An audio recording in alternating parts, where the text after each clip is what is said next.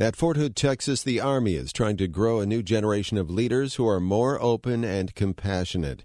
After Vanessa Guillen was killed on the base last year by a fellow soldier, her family said their daughter was afraid to report to her superiors that she was being sexually harassed. Carson Frame reports for WUNC's American Homefront Project. When 28-year-old Ebony Rice became an Army drill sergeant a few years ago, she adopted the leadership style that you probably associate with the job. Loud, demanding, hyper-focused on making sure recruits followed the rules and worked as a team. The environment that we're in, we have to have that demeanor where we're tough and we're hard on them. You get what I'm saying? But then Rice got a wake-up call. One of her recruits was being sexually preyed upon by another soldier, but didn't feel safe telling Rice about it. The offender at the time was close to me, and they felt like they could not come to me because they felt like I would have taken that person's side. Rice took a hard look at her own behavior and the kind of relationship she had with her soldiers. So going forward, I had to make sure I made it clear, hey, I care more about making sure that you all are in a safe environment. I am not going to defend my battle buddy when they're doing something wrong to you.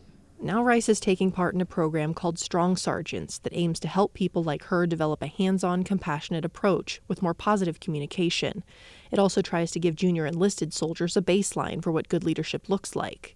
General Ronald Reagan heads the 13th Expeditionary Sustainment Command, seated at Fort Hood. He came up with the idea.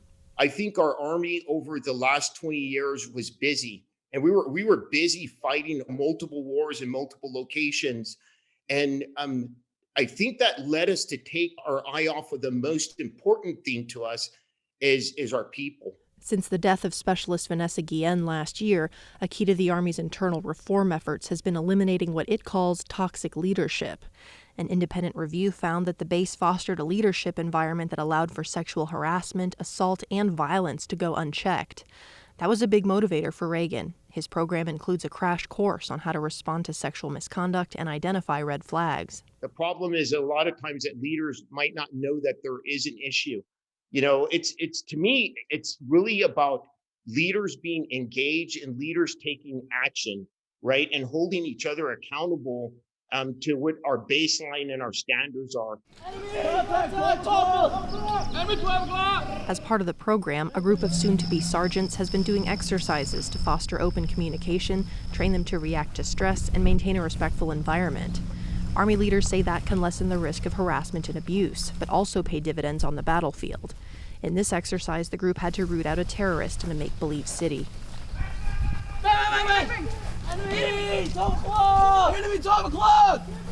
During the exercise, one leader forgot to tell his squad about the number of enemy troops and their position.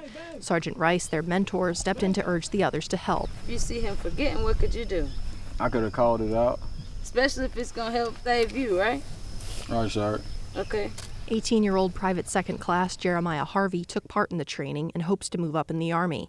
He says programs like this have improved the environment at Fort Hood. I think the soldiers have more of a voice now. I feel like this sergeant time training is actually definitely helping.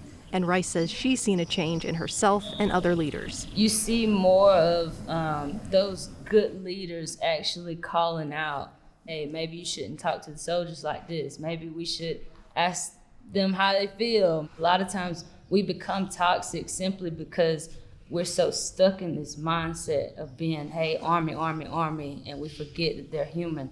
An Army task force is studying the Strong Sergeants program, but military leaders haven't yet decided if it should be expanded to other bases.